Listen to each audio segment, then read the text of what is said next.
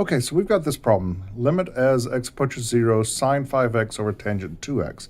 I think what I want to do before I really tackle that problem is I want to go over here and kind of consider another problem, a separate one. And suppose that I just had limit as x approaches 0 of sine 5x over x. And I'm just going to sort of say, okay, what if I had this problem? Okay, that's not the one I'm doing. I'm just sort of looking at a separate problem here. If I had this, then the way I would approach this is I would, first of all, just kind of remember, hey, there's a limit law that could help out here. If I've got the limit as, and I'm going to use some other letter here. I'm going to use z. As z approaches 0, if it was sine z over z, then one of my limit laws tells me that this is equal to 1. So how does that help me out up here?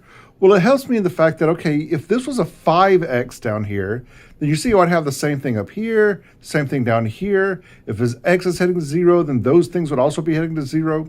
So if I can go in here and put a 5 in right here, then I know that this right here would be heading off towards 1. But I can't just add a 5 anywhere I want to. If I add 1 to the denominator, I've got to add a 5 up here to the numerator as well. And that way, everything is kept the same. You see, if I cancel those 5s out, I'd end up with the original problem. And so I know that this limit right here, as x goes to 0, this bar right here heads to 1, and I've got that multiplied by 5, so this thing equals 5. So in general, I think we can see here that if I had, if I start off with the limit sine of some constant times x over x, then that would equal whatever that constant is right here.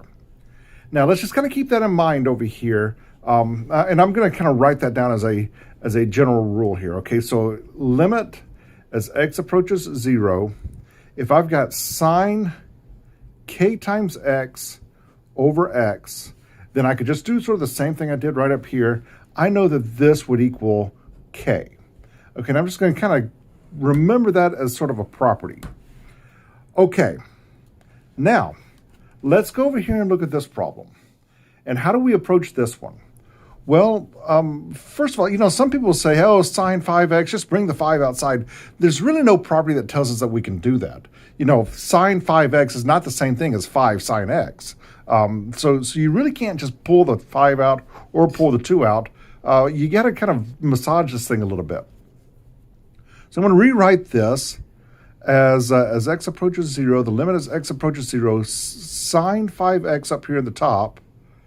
And in the denominator, tan 2x is the same thing as sine 2x over cosine 2x, right? Because tangent is equal to sine over cosine. Okay, well, now if I just kind of go in here and say, well, what happens to this denominator here? What happens to cosine 2x when x approaches 0? Well, that approaches cosine of 0, which is just equal to 1. So this part down here heads off towards 1, which means that this is the same thing as, let's see here, sine 5x in the numerator and sine 2x in the denominator. Okay, well, I still really haven't gotten to the point where I can do this yet, but I at least sort of simplify it a little bit. Now, go back over here and look at this property. We said that if we could write this down as sine k times x over x, we know that that thing heads off towards k. So what if I go over here to this problem and I multiply both the numerator and the denominator by 1 over x?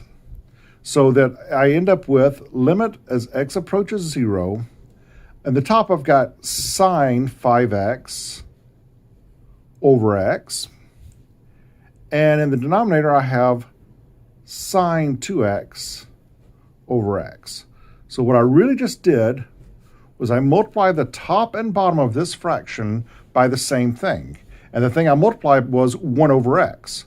1 over x times sine 5x gives me sine 5x over x. 1 over x times sine 2x gives me sine 2x over x. And I could do that because I know that x is not equal to 0. X is approaching 0, but it's not equal to 0. And so, multiplying by 1 over x means I'm not throwing a 0 in the denominator. It's some small little numbers, but it's okay. And if I look at these things individually now, look at that numerator up there. sine 5x over x as x approaches 0, well, that's just like this problem right over here that I did. And just that's using this property right here. I know that that's going to head off towards 5. And this part down here will head off towards 2. And so I'm left with 5 in the numerator, 2 in the denominator, and we're done.